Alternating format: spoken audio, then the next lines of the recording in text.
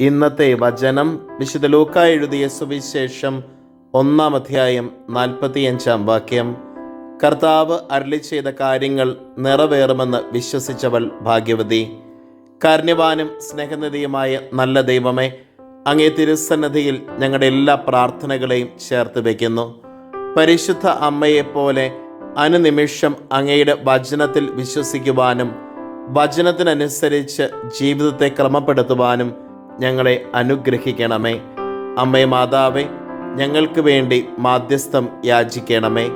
നമ്മുടെ കർത്താവ് ഈശോ മിശിഹായുടെ കൃപയും പിതാവായ ദൈവത്തിൻ്റെ സ്നേഹവും പരിശുദ്ധാത്മാവിൻ്റെ സഹവാസവും നാം എല്ലാവരോടും കൂടെ ഉണ്ടായിരിക്കട്ടെ, ഇപ്പോഴും എപ്പോഴും എന്നേക്കും.